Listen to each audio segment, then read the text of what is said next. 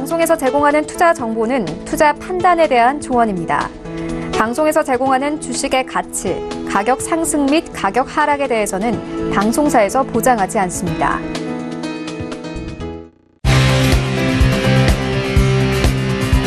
슈퍼스탁 발굴 프로젝트 글로벌 슈퍼스탁의 김민아입니다.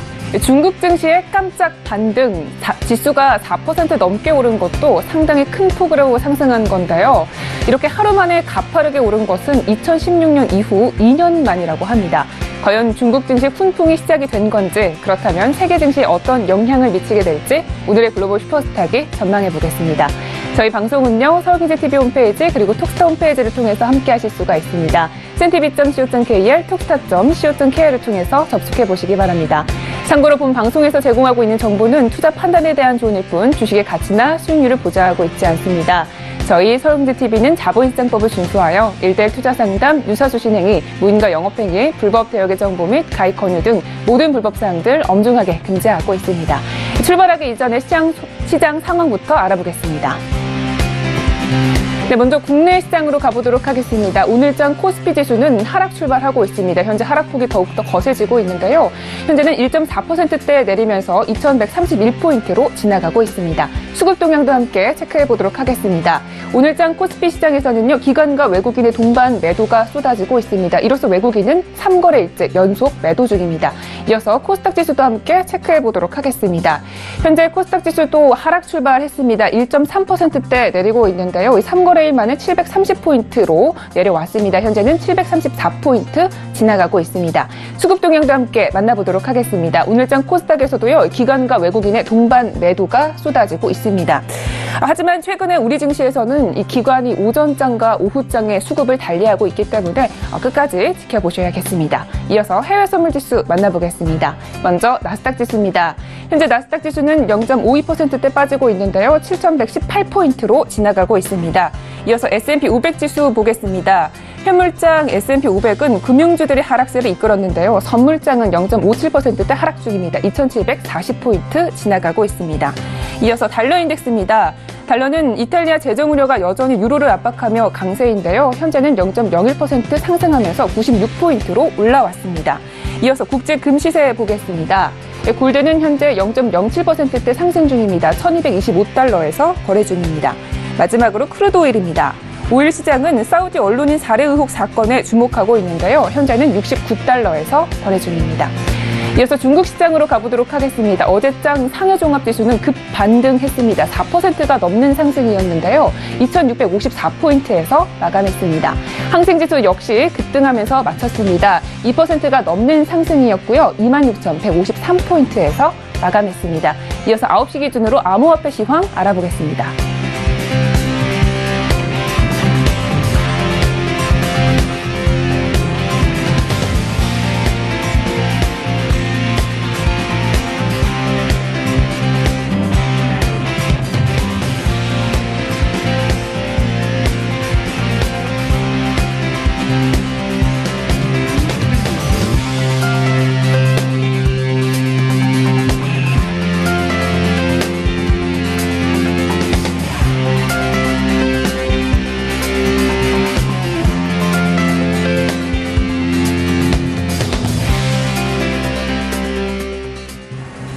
네, 글로벌 슈퍼스탁 첫 번째 코너부터 출발을 해보도록 하겠습니다. 첫 번째 코너는요, 글로벌 이슈에 대해서 분석을 하는 시간인데요. 먼저 화면으로 만나보겠습니다. 첫 번째 글로벌 이슈입니다. 내달 미국의 대이란 제재 시행을 앞둔 가운데 이란 석유 장관의 경고성 발언이 눈길을 끌고 있습니다. 미국의 제재로 유가가 더 오를 경우에는 세계 경제가 침체될 것이라는 건데요. 관련 소식과 더불어 국제유가 흐름까지 자세히 분석해보는 시간을 마련했습니다. 두 번째 글로벌 이슈입니다. 9월 FOMC 의사록 공개 이후 세계 증시는 하락한 반면 달러는 상승세를 보였는데요.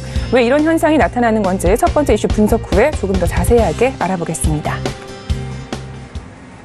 네, 오늘의 글로벌 이슈에 대해서 조금 더 자세하게 분석을 시작을 해보도록 하겠습니다. 오늘은요, 양세동 멘토님과 함께합니다. 인사 나눠볼게요. 네, 멘토님 안녕하세요. 네, 안녕하세요. 네, 반갑습니다. 자, 함께 이슈 분석을 시작을 해보도록 하겠습니다. 먼저 첫 번째 이슈입니다. 미국의 이란 제재를 앞두고 이란의 석유 장관이 유가로 인해서 세계 경제 침체를 경고하고 나섰습니다. 이란 장관이 예고한 앞으로의 유가 시장에 대해서 조금 더 자세하게 얘기를 들어보고 싶습니다. 네, 일단은 최근 시장 상황을 좀 볼 필요성이 있는데, 최근에 이제 이란 제재를 앞두고 있는 여건이라는 좀 참고하셨으면 좋겠어요. 정확한 우리나라 날짜로 11월 5일이죠. 11월 5일부터 앞으로 미국 쪽에서 이란을 제재하겠다, 뭐 이런 식으로 유예기한을 두고 어느 정도 딱 이제 시기를 잡은 상황인 만큼, 사실 그 차트를 보면서 좀 얘기를 드릴 텐데, 그 국제유가 자체 이제 제재가 이루어지면은 어떻게 보면 유가 자체가 엄청난 큰 상승세를 일으킬 것이다, 이런 예측들이 굉장히 많았어요. 네, 최근 장세에서는 지난주부터 사우디가 갑자기 공급량을 1일 최대로 늘리면서 갑작스럽게 유가가 이제 하락폭을 조정을 좀 쉽게 주는 케이스긴 한데, 그래서 유예기간 일전에는 한번 상승 추세를 맛볼 수 있을 것이다 하고서 정황을 좀 포착하는 게 굉장히 유리하다고 보는 상황입니다. 그래서 지금 차트를 좀 보면서 이제 국제유가 크루드 오일에 대해서 좀 설명을 드리도록 하겠습니다. 그러니까 11월 5일 일정까지 좀 상승에 대한 추세를 보기 위해서는 일단은 이 스팬 구간에서 박스 형성 이후에 박스의 이탈이 좀 이루어져야 돼요. 제가 저번에 이제 10월 15일 날 조정기 끝나려면은 72.5957, 5760 자리가 이 마디가가 뚫고 올라가고 이후에 상승에 대한 기준을 잡는 게 굉장히 좋다고 했었는데, 지금도 마찬가지라고 봅니다. 일봉상 최저가에 대한 이제 지지를 받으려면은 이 구간에서 박스가 형성이 돼야 돼요. 그래서 지금 장세는 굉장히 어렵다고 얘기를 드릴 수 있고, 최소한 조건 자체가 어떻게 보면은 70.00을 갱신 이후에 그 다음부터 이제 국제유가의 상승 추세를 맛볼 수 있을 것이다, 이렇게 좀 예상하는 순서고, 11월 5일 일정까지는 어떻게 보면 유예기한이 남아있기 때문에 상승에 대한 기대치가 충분히 발동될 수 있다, 이 정도 시황으로만 좀 보시는 게 굉장히 유리할 것 같습니다. 지금 이란 쪽에서도 굉장히 어떻게 보면은 이제 제재를 앞두고 미국에서 이제 제재하는 거에 대해서 굉장히 걱정스러운 우려가 많기 때문에 이런 뉴스가 뜨는 건데, 유예기간이 11월 5일이라는 것만 참고해 주시면은 좀 나쁘지 않은 시황적인 뉴스라든가 이런 확인 자체는 이해하기가 쉬울 듯합니다. 이상입니다. 네, 알겠습니다. 첫 번째 이슈는 여기까지 분석을 해보고요. 다음 질문도 함께 이야기를 나눠보겠습니다. 9월에 FOMC 회의록 공개 이후에 달러 강세가 지속적으로 이어지고 있습니다. 아무래도 FOMC 결과가 달러에 계속적으로 반영이 된 거겠죠? 네, 일단은 지난주 목요일이었죠. 네, 지난주 이제 FOMC 회의록 결과가 공개가 됐습니다. 지금 여러분들이 좀 아셔야 될 게 뭐냐면은, 이제 소비자 물가지수가 금리에 굉장한 영향을 끼치기 때문에, 이런 부분 때문에 이제 앞으로 12월 금리 인상 자체가 굉장히 힘들 것이다, 이런 관측들이 굉장히 많았어요. 왜 그러냐면은, 소비자 물가지수가 2.2%가 나왔는데, 이제 12월에 지금 현재 미국 금리가 2.25%이기 때문에 변동금리 최대치가 소비자 물가지수가 더 낮게 뛰는 현상 자체가 어떻게 보면 금리 인상에 좀 더 인상할 확률 자체가 굉장히 낮아지지 않을까 하는 상황이 이어지지 않을까, 그게 회의록으로 어떻게 결과 나오지 않을까, 이런 게 관측이 되었었는데, 오히려 회의 내용 자체가 굉장한 매파였어요. 그래서 지금 뉴스 자체도 회의록 결과가 굉장히 매파적인 부분이 나왔다, 이 부분을 좀 설명했는데, 앞으로 미국 쪽에서는 금리 인상을 12월에도 단행을 하겠다, 이런 내용 자체가 회의에서 굉장히 남겨져 있기 때문에 그 이후부터 이제 달러가 굉장히 강세를 장을 띄기를 시작을 해요. 그래서 전일이라든가 이제 회의록 이후에 이제 달러 강세를 대비를 하면서 이제 전전일이라든가 이제 전일이라든가 어떤 기준 위치에 도달할 때마다 유로 매도적 포지션을 대응을 유리하게 했습니다. 유로 매도적 포지션. 그럼 여러분들이 오늘 포지션 자체는 어떻게 지어야 되나요 하면은, 사실상 오늘 포지션 자체는 유로에서 적당한 자리는 없어요. 이제 어제 같은 케이스 제가 이제 75200에서 이제 유로 매도적 포지션을 보는 게 굉장히 유리하다고 봤었는데, 이게 다시 한번 지지를 받고 올라가기 위해서는 어떤 지지값을 다시 한번 받고 올라가는 모습을 보여줘야 돼요.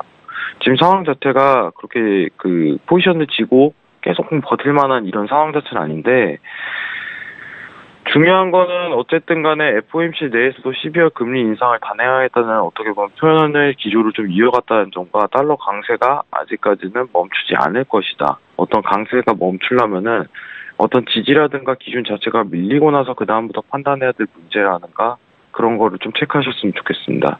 지금 보시면은 제가 보고 있는 기준 지지선이 이 지지선이거든요. 이 지지가 밀리기 전까지는 달러 강세로 보시는 게 굉장히 유리하다고 보고 있어요. 그럼 유로라든가 골드를 매도적 포지션으로 대응하는 게 맞다고 보고 있습니다. 이상입니다. 네, 알겠습니다. 자, 이렇게 해서 두 번째 이슈까지 모두 점검을 해봤는데요. 자, 본격적으로 매매 전략 시간으로 가보도록 하겠습니다. 이전에도 지금 현재 유로와 달러 인덱스에 대해서 조금 분석을 해주셨는데요. 조금 더 구체적으로 오늘장의 대응 방법에 대해서 조금 분석을 해보고 싶습니다. 일단 유로 먼저 봤으면 좋겠는데요. 일단 이탈리아가 지금 예산안에 이 재정 적자 규모를 또 유지한다고 했기 때문에 아무래도 매도적 포지션이 더욱더 나오지 않을까 이런 부분도 예상이 되고 있는데요. 우리 멘토님의 의견 들어보겠습니다. 저도 사실 지금 이탈리아 관련해갖고 재정 문제에 대해서는 뉴스 자체가 일단 시황 자체가 너무 많이 나왔어요. 빈번하게. 그리고 유로존은 제가 얘기 드리는 게 이탈리아 재정 자체가 악화되면 악화될수록 가장 우려스러운 게 사실 이탈리아 실택 있죠. 이제 영국과 같은 유로존 탈퇴 가능성이 굉장히 크고 어떻게 보면은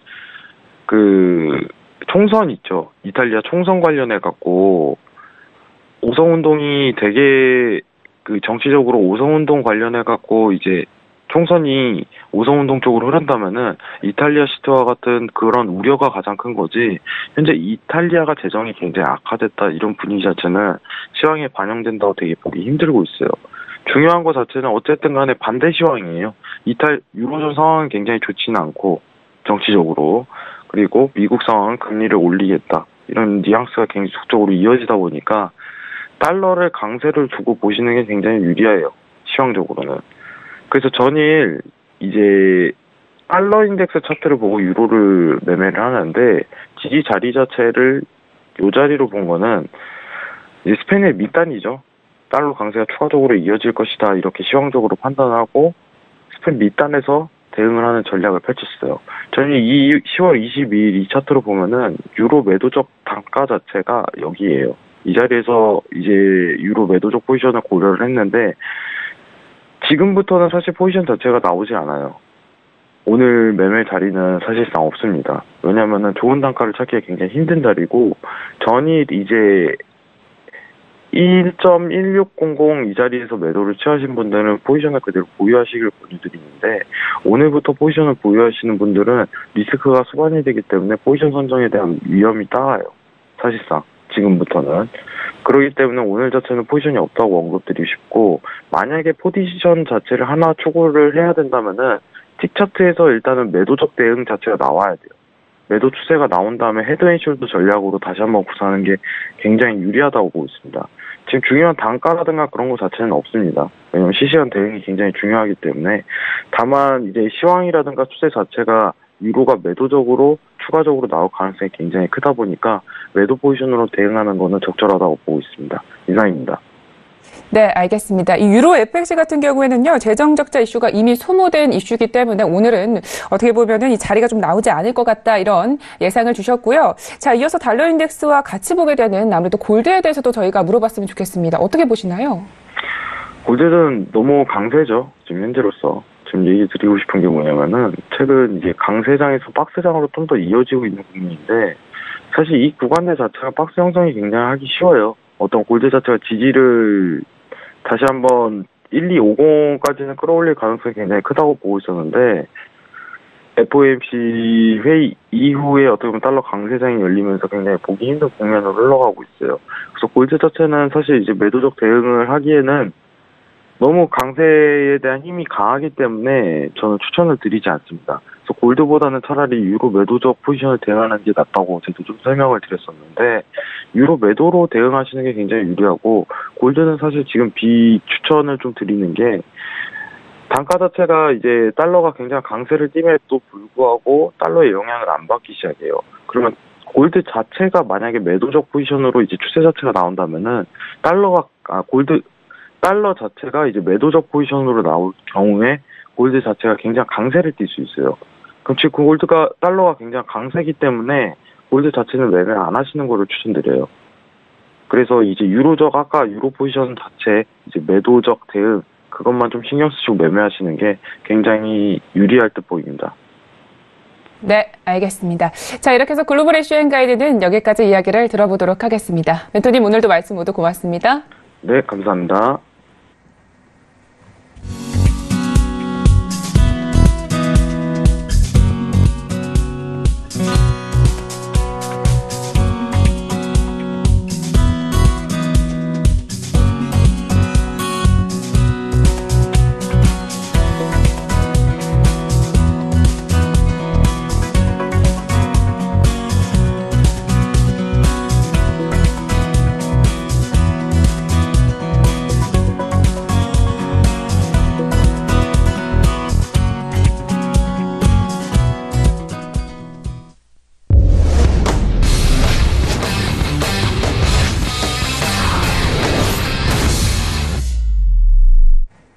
차이나 이슈 앤 가이드 시작합니다. 어제장 중국 주식은요, 상해종합지수 그리고 항생지수, 선전종합지수 할 것 없이 모두 급등을 실현해줬습니다. 어제 저희가 소개해드린 경기 부양책 덕분인데요. 앞으로 경기 부양책이 상승을 쭉 이끌어갈 수 있을지 오늘의 이슈 통해서 전망을 해보겠습니다.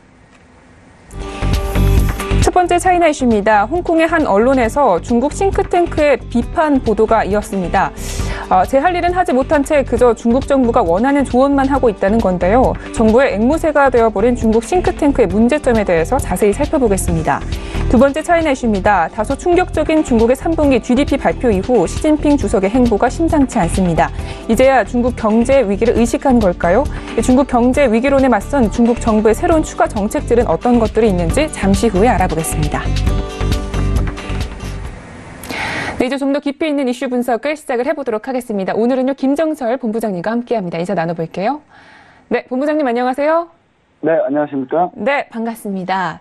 자, 함께 이슈 분석에 앞서서 먼저 마감 시황에 대해서 먼저 알아봐야 될 것 같은데요. 일단 급등을 실현을 해줬습니다. 구체적인 상황에 대해서 조금 더 들어볼게요.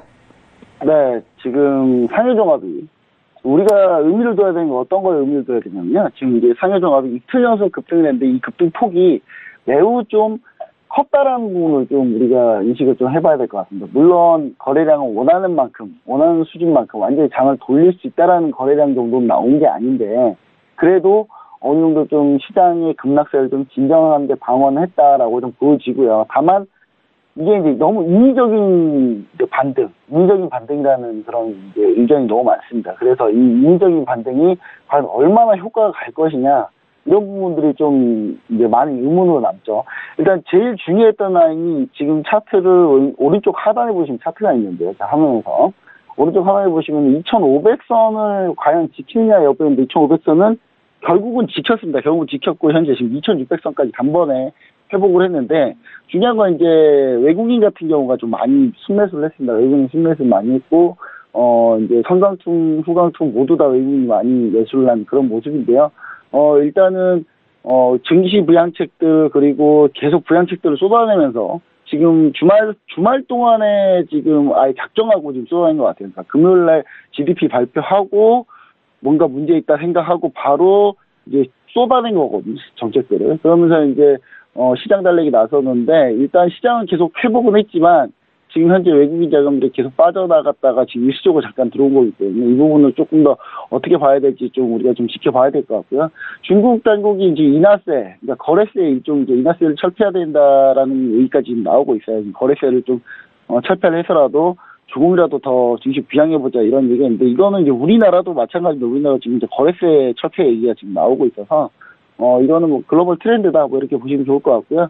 일단은 인하세가 얼마나 이게 효과가 추가적인 효과를 낼지는 좀 지켜는 봐야 될 것 같습니다. 지켜는 봐야 될 것 같은데 이런 약간 인위적인 그 증시 반등 가지고는 사실상 좀 쉽지는 않지 않나. 그러니까 인위적 증시 반등하고 진짜 자발적으로 외국인 투자자들이 투자의 매력을 느껴서 들어와야 되는데 그 부분이 좀 사실 좋지는 않다. 저는 뭐 이렇게 보고 있습니다. 그래서 현재 지금 어제 장에서 차신주가 상장 1년 미만 2배당 종목 차신주들이 한 7% 급등을 했어요. 호텔 관광, 의료기기, 전자부품, 환경보호, 시멘트 이런 부분들이 5%, 6%의 급등을 나타냈고 미디어 엔터가 한 4% 정도 급등을 했어요. 전력 4%, 그다음 석유 4% 정도 급등을 했는데, 전체적으로 다 급등을 했습니다. 급등을 했는데, 중요한 거는 이제, 과연 이 효과가 얼마나 갈지가 오늘 당장 테스트입니다. 오늘 장이 과연 어떻게 나올지가 저는 가장 중요하지 않나. 오늘 장에서 만약에 이게 밀린다면 결국은 그냥 이틀 천하거든요. 이틀 천하이기 때문에 오늘 장이 얼마나 버텨줄지가 좀 우리가 좀 관심을 가져야 되는데, 그래서 그런지 모르겠습니다. 오늘 우리나라 코스닥 코스피 지수도 지금 이 중국장 기다리면서 지금 쭉쭉 빠지고 있어요. 쭉쭉 빠지고 있는데 중국장이 과연 어떻게 될지 우리가 좀 계속 지켜보셔야 될 것 같습니다. 알겠습니다.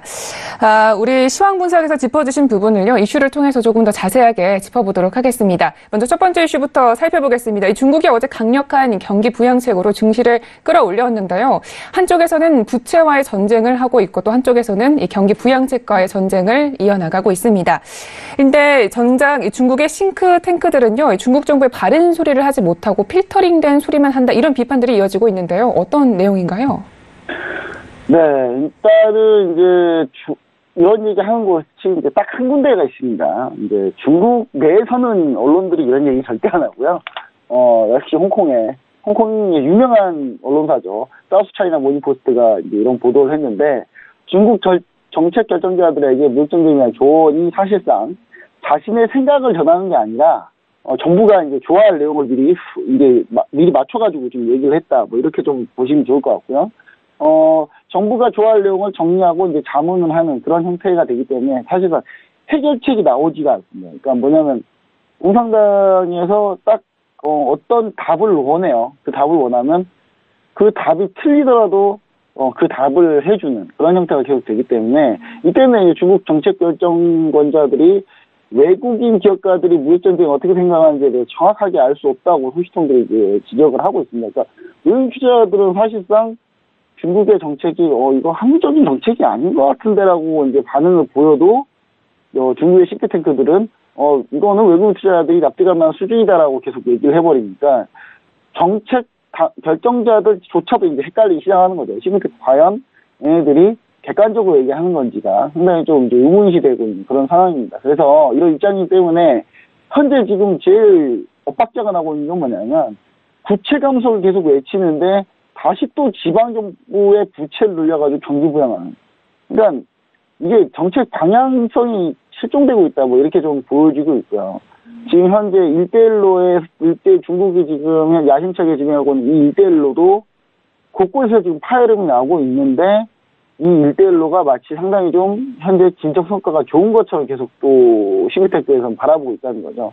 그런 부분들이 이제 결국 공산당 일단 독재에 대한 경직된 문제점, 구조적인 문제점이 아닌가, 이런 생각을 또 해볼 수 있겠습니다. 네. 그러면 결국 중국은 미국의 체제의 문제점을 들킨 게 아닌가, 이런 생각이 드는데요.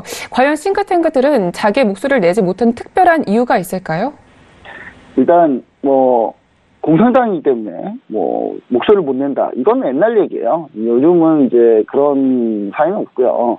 다만 당연히 돈 때문이겠죠. 돈이 제일 중요합니다. 어디든 돈이 중요한 것 같아요. 현재 중국에 500여 개의 싱크탱크가 등록되어 있는데, 미국 같은 경우에 한 약 1,800개 정도의 싱크탱크가 있습니다. 근데 미국에 비해서는 중국의 싱크탱크가 적은 이유가 있습니다. 미국은 공화당 싱크탱크가 있고 민주당 싱크탱크가 있고 다 여러 싱크탱크가 존재해요. 근데 중국 같은 경우는 공산당 하나의 싱크탱크로 돌아가다 보니까 이 다양성적인 측면이 좀 문제가 있죠, 사실상. 다양성적인 측면이 문제가 있습니다. 그래서 미국 같은 경우하고 일단 차이 자체도 일단 그 정도 차이가 날 뿐더러, 당의 이제 일당 독재와 그 다음에 이제 양당 체제의 다양한 이제 이야기가 나오는 미국 같은 경우하고는 좀 많이 다른 그런 모습입니다. 그리고 이제 숫자는 적지만 이제 그마저도 공산당에서 정부 자금 지원 규제 아래 대부분이 있습니다. 그러니까 공산당에서 이제 자금 규제, 자금을 지원받는 곳들이 대부분이기 때문에, 그래서 이제 중국 시진핑 집권 이후에 싱크탱크 자금 지원을 시진핑 주석이 좀 늘렸어요. 그러니까 늘렸는데 이제 늘린 게 공산당에서만 계속 자금 지원을 하다 보니까 사실상 이제 국정연구소 정부 맞춤 연구만 이렇게 생산하고 있는 그런 상태입니다. 그래서 지금 이제 중국 내에서도 이런 비판이 좀 많은데요. 중국에서도 이제 중국 내에서도 이런 얘기를 용기 있게 하는 분들이 몇 분 계세요. 근데 미중상 런민대 교수 같은 경우는 분파적이고 고립적이고 직접적인 보스에게만 복무하는 것이 중국 싱크탱크에서 가장 큰 문제점이다. 뭐 이렇게 좀 지적을 하고 있는데, 예전에는 이제 그래도 중국 정치권이 그래도 세 개의 당이 좀 그래도 활발하게, 그러니까 공산당 내에서 세 개의 계파가 좀 활발하게 좀 하면서 약간 이 계파 간에 서로 노선이 좀 달라가지고 서로 이제 좀 다른 목소리가 나오기도 했는데, 이제 요즘은 이제 거의 시진핑의 태자당이 거의 다 휩쓸었기 때문에 더욱이나 이제 목소리가 지금 다 이제 남들이 밖에서 봤을 때 되게 통일된 목소리를 내는 것 같은데 사실상 다양성이 없고 위에 당국자들이 좋아하는 내용만 얘기한다는 거죠. 그래서 이제 이런 부분들이 문제점을 지적했고요. 리거창 발전연구 중심이란 곳이 이제 공무원 산하연구소입니다. 공무원 산하연구소인데 여기도 싱크탱크예요. 근데 여기서도 이제 몇몇 연구원들은 컴퓨터 앞에서만 앉아있다라고 이제 비판을 할 정도로 최근에 이 부분에 대해서 이게 결과가 좋으면 이런 얘기 안 나오는데 미국과 중국의 무역전쟁에서 결국은 중국이 어느 정도 좀 계속 피해를 입고 있다라는 부분은 어느 정도 좀 인정하고 있는 그런 상황이기 때문에 결과가 좋지 않은 부분들 때문에 이제 이런 얘기들이 계속 나오고 있습니다. 알겠습니다. 첫 번째 이슈는 여기까지 분석을 해보도록 하겠습니다. 자, 계속해서 두 번째 이슈도 함께 이야기를 나눠볼 텐데요. 최근에 중국의 경제 상황에 큰 대응이 없었던 시진핑 주석이요. 이 3분기 GDP 성장률이 발표된 이후에 갑자기 광폭 행보를 보이고 있습니다. 이 정부가 이전과 달라진 차이점이라면 어떤 것들이 있을까요? 네, 사실 그 전에는 어떤 행동이었냐면요. 중국과 미국과 무역전쟁에서 우리는 아무런 피해도 없다. 중국은. 우리는 괜찮다라는 것만 생각하면서 별 이제 대응을 안 했어요. 근데 이제 사실 안에서는 좀 힘들어하고 있었죠. 그런 상황에서 어느 정도 이제 그 3분기 GDP가 갑자기 나왔는데 이게 쇼크로 나오다 보니 제가 봤을 때 이제 6.5%로 나오긴 했는데 사실 원래 수치는 6.5를 하회했을 가능성이 높습니다. 그래서 중국에서 어느 정도 지표 마사지 해가지고 6.5%로 발표했을 가능성이 좀 높다. 저는 이렇게 보여지거든요. 근데, 일단, 그 이유 때문인가요? 일단, 시진핑 주석이 3분기 GDP 쇼크가 이제 딱 나오자마자 바로 남부 광둥성 주요 도시를 순방을 했습니다. 순방을 하면서 남순 강화를 이제 시사를 했어요. 남순 강화를 시사했는데, 이 중국 남동부 쪽이 상당히 좀 중요한 곳인데, 이게 이제 약간, 민영기업들의 주요 발산지고, 상당히 좀 이쪽 부분들이 민간 기업들이 많이 모여있고 많이 이제 산업이 좀 웅성하고 있는 그런 곳인데 최근에 중국에서 부채 규제한다고 막 하게 되면서 이제 좀 약간 힘들어졌었고요. 두 번째로는 어떤 게 있냐면 부채를 이제 줄이는 것뿐만 아니라 증시가 밀리면서 중국에 있는 일반 민영기업들 같은 경우는 주로 주식담보대출로 이제 빚을 끌어가지고 많이 사업을 해왔는데 주가가 하락하면서 이제 문제가 되기 시작하면서 이제 기업들이 파산하고 있는 상태거든요. 그런 것들 때문에 일단 먼저 바로 첫 번째 타겟으로 이쪽을 잡은 것 같은데 특히나 지금 4중 전에 중국이 가지고 이제 최대 회의가 있는데 이 회의 중에 전인대하고 4중 전에 뭐 이렇게 있는데요. 전인대는 이제 3월에 하고요. 4중전회가 이제 곧 얼마 안 남았는데, 이 4중전회 전에 일단 한번 도는 걸로 좀 보여지거든요. 근데 이제, 거기서 이제 중국에서, 국진민퇴 논란이 지금 중국 내에 거셉니다. 국진민퇴라는 논란은 뭐냐면, 국영기업만 살려주고 민영기업은 죽이고 있다. 이제 아까 이제 그 불만들이죠. 그 불만들이 이제 폭발 직전인 상황이거든요. 그런 이제 불만들을 잠재우기 위해서 이제 간 것 같고요. 가서 이제 민영기업 발전에 대해 강력하게, 지지 의사를 표명했습니다. 당연히 지지해야 되겠죠. 아니, 그 민영기업, 난 민영기업 지지하지 않는다, 뭐 이렇게 얘기할 리 만무하고요. 예, 일단, 뭐 당연한 소리 당연하게 했는데, 레버리지 규제에 이제 나서면서 규모가 큰 중국 국영기업들이 억지로 이제 고사시킨 민영기업들을 헛값으로 계속 매입하고 있는, 그러니까 민영기업이 무너지면 국영기업이 그걸 다 인수하고 있는 약간 그런 상황이에요. 이게 오히려 무역전쟁의 빌미가 되고 있습니다. 이게 미국이 봤을 때는, 이거 모든 산업을 국영화시키네? 국영화시켜서 결국 경쟁을 못하게 만드네. 우리가 못 들어오게 만드네. 이렇게 볼 가능성이 상당히 높거든요. 근데 그런 부분들이 좀 더 심해지고 있어서 중국 정부에서 지난번에 예전에 혼합 소유제를 제가 그 얘기 드렸어요. 중국에서 개혁 개방으로 혼합 소유제를 진행하려고 한다라고 제가 한번 소개시켜드렸는데, 그래서 혼합 소유제 정책까지도 발표를 했는데, 그럼에도 불구하고 국영기업 지분을 민영기업이 사가지고 좀 쉽지가 않고요. 그러면서 이제 겨우 생색내기 수준에 그치고 있다. 이렇게 좀 보여지고 있습니다. 지금 9개월 동안에 46개의 민영기업이 국영자본에 인수됐고요. 이제서 이제 시진핑 주석이 민영경제를 부정하거나 악화할 행동은 이제 잘못된 것이라고 강조를 하고 있는데, 당연한 얘기를 너무 당연하게 가서 한 거라서 사실 저는 별로 임팩트는 없었다. 저는 약간 이렇게 좀 보여지고요. 사실상 이제 민영기업들의 상당히 구조적인 문제점 좀 해결해 봐야 되지 않나, 이런 생각을 좀 해보게 됩니다. 네. 사실 이번 이 경기 부양책에도 이런 민영기업의 부양책들이 내용이 포함이 되어 있잖아요. 현재 상해종합지수는요, 어제 급등 때문인지 0.08% 하락하면서 출발을 하고 있습니다. 현재 2,652포인트에서 지나가고 있고요. 항생지수 역시 좀 하락하면서 출발을 하고 있는데요. 0.53%대 하락하고 있다고 합니다. 우리 말씀대로 곧 중국의 4중 전회가 예상이 되어 있는데요. 아무래도 이번 전회에서 저희가 좀 추가적인 정책을 기대를 해볼 수가 있을까요? 일단 19일날 민영기업 부양책을 일단 류호 부총리가 냈어요. 일단 왜냐하면 민영기업 불만이 너무 심한 상황이기 때문에 일단 민영기업들에 대해서 대책을 냈고요. 이런 대책을 우리나라가 바로 체감을 할 수 있습니다. 왜 체감할 수 있냐? 갑자기 미세먼지가 심해졌죠, 우리가. 그쵸? 지금 여기 보시면은 갑자기 미세먼지가 물론 가을쯤이면 다시 오기 시작하는데 미세먼지 강도가 조금 세졌습니다. 그 이유가 뭐냐면 중국에서 이제 규제를 공급과잉 규제를 좀 풀었거든요. 민영기업들 공급과잉 규제를 좀 풀어줬습니다. 풀어주면서 역시 열심히 또 미세먼지 또 중국이 만들고 있습니다. 만들고 있어가지고 이게 좀 날라오게 되면서 이제 우리나라가 미세먼지가 좀 약간 지난 봄보다는 좀 심해졌는데, 현재 증시 폭락에 이제 자금난을 이겨내기 위해서 증시 자체를 들어 올리는 게 일단 1차적인 처방책일 겁니다. 류호 부총리는 약간 그걸 보고 있었나 봐요. 그래서 현재 증시가 상해 증시가 급등을 해왔는데, 그러면서 이제 이 부분은 근데 이 부분 미봉책이라. 왜냐? 이제 인위적으로 들어 올리는 지수 같은 경우는 다시 언제든지 꺼질 수가 있거든요. 그러면서 이제 이런 꺼지게 되면 또다시 지금 주식담보대출이 또 문제가 되기 때문에 이런 부분들을 이제 문제를 해결하기 위해서는 사실상은 중국 민간기업과 국유기업들이 이제 부실하게 운영되고 있는 부분들에 대해서 어느 정도 좀 해결책을 제시해줘야 됩니다. 예를 들면 뭐 구체적인 정책으로는 이제 채권 시장에 대해서 이제 채권 시장을 좀 적극적으로 활용하고 선진국들처럼 주식담보로 대출받는 게 아니라 채권 시장을 조금 더 활용해야 되고요.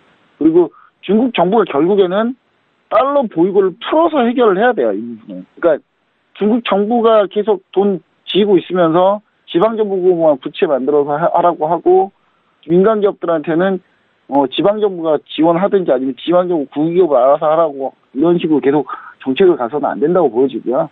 지금 현재 달러 보유고를 풀면 당연히 미국은 가만히 있지 않겠죠. 근데 이제 무역전쟁에서 달러 공격에 이제 빌미가 되는 이제 그런 걸로 비춰질 수가 있기 때문에 당연히 뭐 그럴 수 있겠습니다만은, 달러를 지금 풀어서라도 위안화 가치를 올려놔야 돼요. 위안화 가치를 올려놔야 되고, 위안화 가치를 올린 다음에 그 다음에 증시가 그러면 외국인 투자자들이 들어오거든요. 그러면 외국 투자자 들어오면 그때 이제 증시는 안정이 되고 그 상황에서 채권 시장으로 넘어가줘야 되는데, 지금 달러 보유고를 풀 생각이 별로 없습니다. 그리고 첫 번째로 중국이 좀 뭔가 지금 상황적으로 지금 오판하고 있는 게 하나 있는 게 뭐냐면요. 지금 미국이 결국 환율 조작국으로 지정 안 했으면 그 다음날 중국이 위안화를 사실상 절상고시를 했었어야 돼요. 근데 그 다음날 바로 중국이 위안화 절하고시를 또 했거든요. 그러니까 미국이 봤을 땐 정말 괘씸한 거예요, 이게. 그러니까 이런 부분들이 이제 사실상 서로 좀 문제가 좀 계속 커지고 있다, 이렇게 보여지고요. 1987년에 개혁개방 이후에 이제 계속 두 자릿수 증대 성장률을 기록했던 중국인데, 지금 이제 시진핑 주석 같은 경우는 이제 집권하면서 6% 중속 성장기 얘기하는데, 중국이 언제까지 5% 이상의 높은 경제 성장을 거두기는 사실상 쉽지 않다라는 거 꼭 우리가 명심하시고, 중국장을 우리나라하고 육자가 연관돼 있으니까 그 부분을 좀 잘 염두하시면서 시장을 항상 보시는 게 좋을 것 같습니다. 네, 알겠습니다. 자, 이렇게 해서 이슈 두 가지는 여기까지 분석을 해보도록 하겠습니다. 일단 저희 이슈를 분석을 해보니까요. 아무래도 부채가 조금 별로 없으면서 이번 경기 부양책의 수혜를 받을 수 있는 기업을 저희가 노려보면 좋지 않을까 이런 생각이 드는데요. 오늘장 저희가 소개해드릴 기업은 어떤 기업일까요? 네, 사실 다 경기 부양책의 수혜를 받는다기보다는 무역전쟁하고 아무 상관없는 기업들 위주로 많이 보는 게 좋다. 저는 아직까지도 그렇게 보고 있는 입장인데요. 그래서 이제 해천미업을 가지고 나왔습니다. 사실 해천미업은 그 전부터 제가 가지고 나오고 싶었는데, 해천미업 같은 경우는 이제 약간의 성장 속도가 아주 빠른 기업은 아니라서, 일단 성장주 먼저 하자라는 의미에서 제가 성장주 소개시켜드렸다가, 이 해천미업을 소개시켜드린 이유는요, 중국의 최대 조미료 생산업체입니다. 우리나라로 따지면 CJ제일제당, 이렇게 보시면 돼요. CJ제일제당 정도라고 보시면 되는데, 시장 최고의 지위를 가지고 있고요. 점유율 1위입니다. 수익성 1위고 고급 제품 확대 전략하고 안정적 유통망을 확보하고 있습니다. 해천미업 같은 경우가 코드번호가 603-288 상해에 상장되어 있는데 상반기 영업이익이 87억 위안 정도 되고요. 전년 대비해서 17% 성장을 했습니다. 그러니까 아주 고성장이라고 볼 수는 없는데 그래도 두 자릿수 정도 성장이 고성장이죠. 사실 우리나라로 따지면 고성장인데 중국에서는 고성장은 아닙니다만 일단 최근 아이들 입맛에 맞춘 음료하고 이제 조미료 시장 위주로 갔다가 이제 점점 이제 확대하고 있는데 음료가 좀 인기고요. 그다음 어린이들을 위한 비빔장이 선풍적인 인기를 끌고 있습니다. 자, 비빔장 하면 뭐가 생각나시나요? 이제 비빔장 하면 우리가 비빔밥이 생각나죠. 이 해천미업이 우리나라 제품을 모방하기로 거의 둘째감 서러울 정도로 모방 잘하는 회사거든요. 거의 전 제품이 우리나라 거의 다 모방해서 만든 제품이다라고 보시면 됩니다. 그 모방 카피캣이라고 저는 카피캣 선두주자라고 지금 저는 항상 얘기 드리고 있는 기업이거든요. 한국 식품을 대놓고 모방하는 기업으로도 아주 유명한 해천미업입니다. 근데 그래도 돈만 벌면 되지 않나 이런 생각하는 분들 많아서 제가 이제 추천을 드린 이유가 안정적입니다. 왜냐하면 중국 말고 이 조미료를 쓰는 데가 없어요. 그렇죠? 중국 말고 어디서 이 조미료를 쓰겠어요. 그러니까 제가 봤을 때는 내수시장 타겟으로 위주로 돼 있기 때문에 무역전쟁하고는 다 상관없는 종목이다. 그래서 매수가는 74.180부터 지금 현재 차트 보시면은 죄송합니다. 일단 매수가는 여기 74.180이면 지금 현재가거든요. 현재가부터 이렇게 쭉 밑에 보시면은 67.500 위안 이쪽 라인까지 쭉 추가 매수를 한다. 한 분 할 정도로 한 추가 매수 하시면은 가장 좋을 것 같고 손절가는 63.100으로 잡아주시면 좋을 것 같습니다. 이쪽 라인. 그리고 1차 목표가는 전고점인 79.400 위안 잡아주시고 2차 목표가는 역사적 신고가가 이제 84위안 정도 되거든요. 거의 83.500 위안으로 잡아주시면은 2차 목표가까지는 충분히 성장할 수 있는 기업이다. 지금 보시면 아시겠지만 무역전쟁 때 거의 안 떨어졌어요.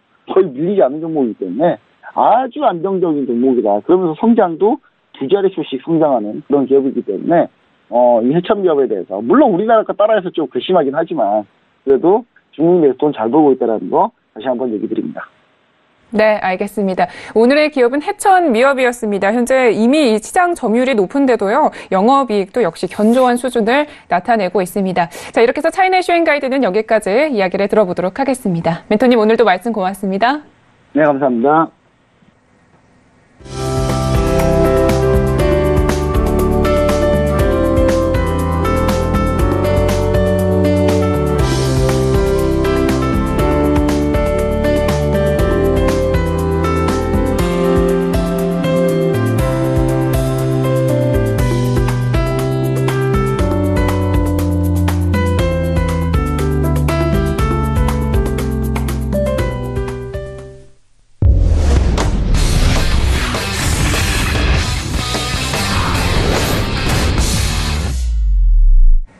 코인 이슈 앤 가이드 시작합니다. 오늘도 저희 전문가님이 직접 꼽아주신 이슈 두 개를 가지고 점검을 해볼 텐데요. 먼저 어떤 이슈들이 나와 있는지 화면으로 만나보시죠.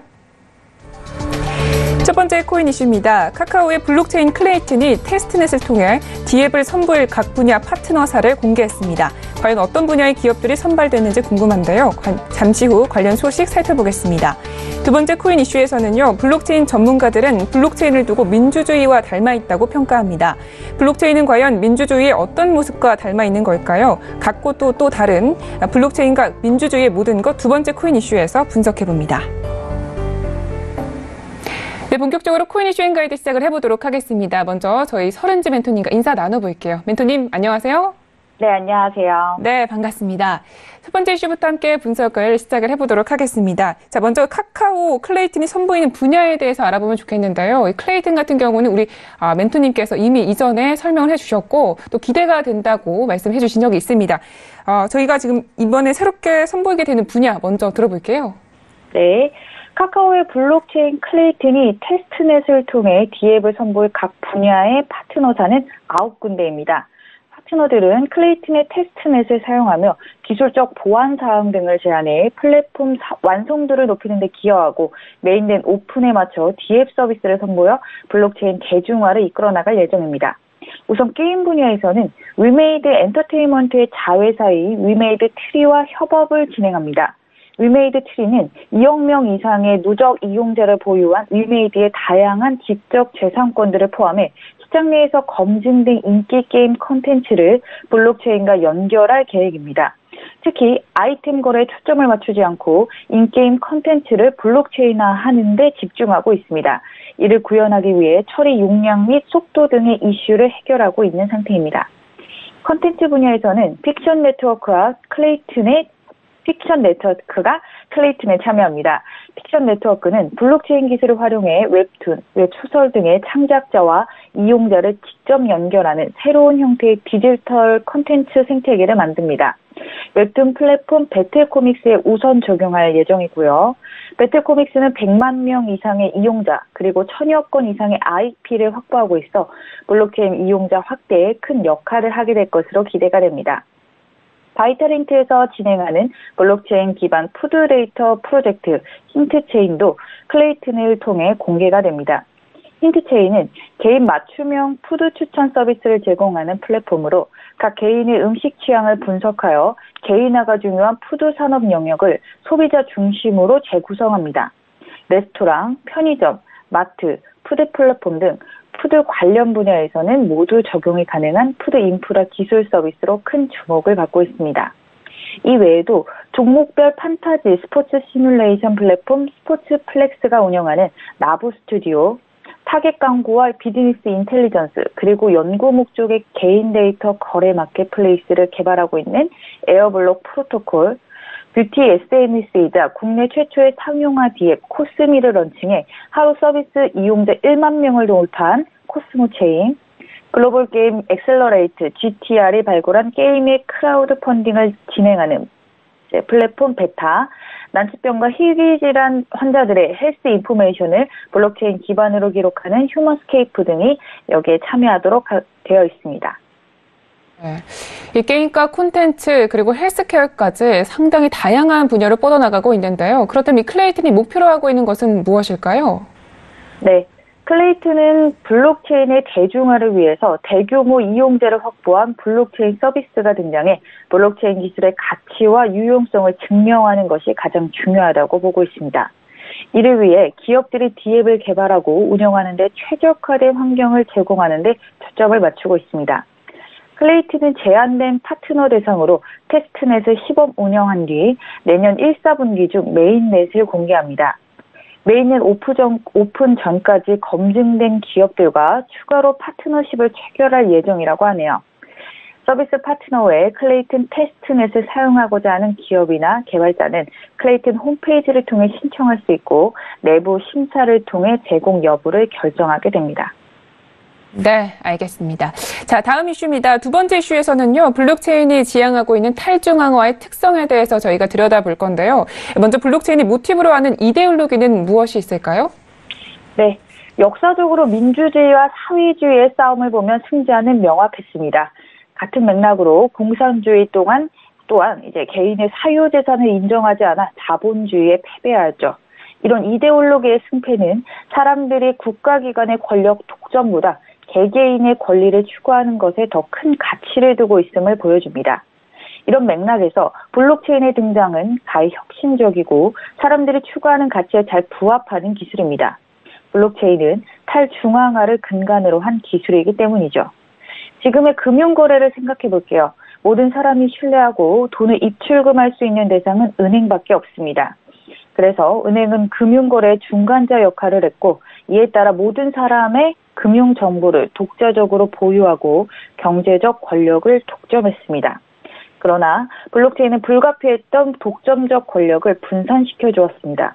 우선 원장 기술을 사용해 중간자의 컴퓨터만 모든 정보를 갖는 것이 아니라 블록체인 네트워크에 참여한 모든 노드가 정보를 공유하게 됩니다. 또 합의 알고리즘을 통해 여러 노드가 다수결의 원칙에 따라 거래를 검증합니다. 즉 블록체인 기술로 은행이라는 중간자를 없앨 수 있게 된 것인데요. 블록체인은 권력을 나누고 다수결 원칙으로 의사결정을 한다는 관점에서 기본적으로 민주주의와 같은 원리로 볼 수 있습니다. 네. 하지만 이 완벽한 사상은 없듯이 이 민주주의와 닮은 블록체인 역시 민주주의가 가진 단점을 또 가져가게 되지 않을까요?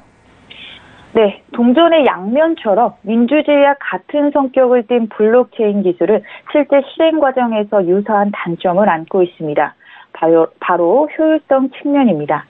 민주주의를 시행하면 소수의 대표자가 모든 결정을 내리는 대신 국민 모두의 의견을 수렴하는 과정을 거치게 됩니다. 상당한 시간을 요구하게 되죠. 블록체인 또한 마찬가지인데요. 중간자 없이 거래의 유효성을 판단하고 검증하기 위해 여러 노드의 확인이 필요합니다.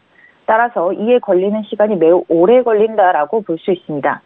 실제 비트코인이 다른 노드에서 거래를 확인할 때 거래를 완전히 신뢰하기 위해선 통상적으로 6개 블록을 생성될 때까지 기다려야 합니다. 이에 걸리는 시간이 1시간이나 된다고 하네요. 효율성이 떨어진다고 민주주의를 반대하기는 힘듭니다. 블록체인 또한 마찬가지인데요. 비효율성이라는 비용을 능가하는 권력 분할이라는 편익이 크기 때문입니다. 블록체인이 본격적으로 상용화되면 중간자의 폭리가 사라지게 됩니다. 예컨대 현재 페이스북은 이용자의 모든 정보를 일방적으로 갖고 있습니다. 그 정보를 활용해 수익을 창출하는데 이런 상황이 달라질 수 있다는 것이죠.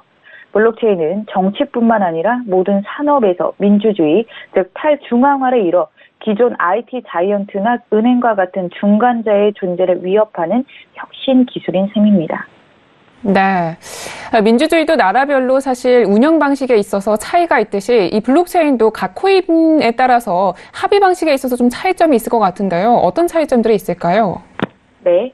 블록체인에서 합의가 이루어지는 과정은 한국과 중국의 대통령 선출 방식이 다르듯 여러 방식으로 나뉩니다. 합의 과정에서 탈중앙화와 효율성 중 어떤 것에 더 우선순위를 두느냐에 따라 다른 알고리즘을 선택하기 때문입니다. 가령 한국과 미국은 둘 다 민주주의 체제입니다. 대통령을 뽑을 때 한국은 모든 국민이 투표에 참여하는 반면 미국은 국민들이 선거인단에게 투표를 하고 선거인단이 대통령을 뽑는 방식입니다. 미국이 50개 주로 이루어진 나라로 각 주의 영향력을 유지할 수 있는 방식을 취해야 하기 때문이고요. 또 지역적으로 너무 넓어서 개표하는 과정에 있어 많은 시간과 인력이 드는 비효율성을 해결하기 위한 선택이었습니다. 블록체인도 비트코인과 이오스의 방식이 다릅니다. 비트코인은 작업 증명 방식의 합의 알고리즘을 사용합니다. 컴퓨팅 파워로 가장 빨리 만든 블록을 체인에 추가하고 거래를 기록합니다. 이때 블록을 생성하기 위해 많은 에너지가 필요한데 요즘은 채굴용 컴퓨터인 A6를 활용하기도 합니다. 이에 반해 이오스는 위임 지분 증명 방식을 사용합니다. 지분 증명 방식에서 한 단계 더 나아간 개념이라고 볼 수 있습니다. 지분 증명 방식은 지분, 즉 코인이 많을수록 더 많은 투표권을 행사하는 방식입니다. 누적 공헌도에 따라 투표 영향력을 차등 분배한 셈이죠. 비교적 에너지 낭비가 적어 효율적인 편이긴 하나 여전히 속도는 느린 편입니다. 이를 개선하기 위해 디포스 방식이 등장했습니다. 여러 노드를 대표하는 소수의 노드를 선출해 권한을 위임받은 노드들이 투표로 거래 유효성을 검증하는 방식입니다. 만약 대표 노드를 신뢰하기 힘든 경우에는 투표를 통해 새로운 대표 노드를 선출하기도 합니다. 디포스는 비트코인이 채택하고 있는 방식보다 효율성 측면에서 압도적으로 우수합니다. 현재 세계에서 가장 많은 거래를 하는 비자에 비해 느리기는 하지만 참여 노드의 수를 줄이면 거래 속도를 더 높일 수 있어 상용화가 가능합니다. 이 작업 증명 방식과 위임 지분 증명 방식은 어떤 중간자도 없습니다. 이에 반해 디포스 방식은 대리 노드라는 새로운 중간자를 통해 속도는 높였지만 완전한 탈중앙화는 아닌 셈이죠. 효율성을 택하면 탈중앙화를 지키기 힘들고 탈중앙화를 택하면 효율성이 떨어지는 이율배반적인 관계입니다. 몇몇 산업에서는 블록체인을 도입할 때 상용화를 하기 위해 탈중앙화보다는 효율성을 중요시합니다. 현재 기술 상황으로는 효율성을 확보하기 위해서 블록체인에 참여하는 노드 수를 줄이는 방식을 쓰고 있습니다. 중앙에 허가를 받는 노드만 합의에 참여할 수 있는 허가형 블록체인을 사용하고 있고요. 가령 현재 금융산업에서 블록체인을 도입할 때 프라이빗 블록체인에 참여해 노드를 제한하고 효율성을 높입니다.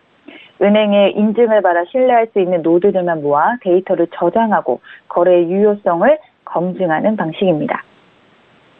네, 알겠습니다. 자, 이렇게 해서 코인 이슈 앤 가이드는 여기까지 이야기 듣도록 하겠습니다. 멘토님 오늘도 말씀 고맙습니다. 네, 감사합니다. 네, 오늘도 저희 글로벌 슈퍼스탁은 해외 선물과 중국 주식 그리고 암호화폐까지 전 세계를 대상으로 유망 투자 종목 발굴하기 위해서 열심히 달려왔습니다. 참고로 본 방송에서 제공하고 있는 정보는 투자 판단에 대한 조언일 뿐 주식의 가치나 수익률을 보장하고 있지 않습니다. 저희 서른지TV는 자본시장법을 준수하여 일대일 투자 상담, 유사 주식행위, 문의가 영업행위, 불법 대여계정 정보 및 가입 권유 등 모든 불법 사항들 엄중하게 금지하고 있습니다. 우리 시청자 여러분 오늘도 성공적인 투자 판단하시고요. 저희는 내일 이 시간에 찾아뵙도록 하겠습니다. 함께해 주신 여러분 고맙습니다.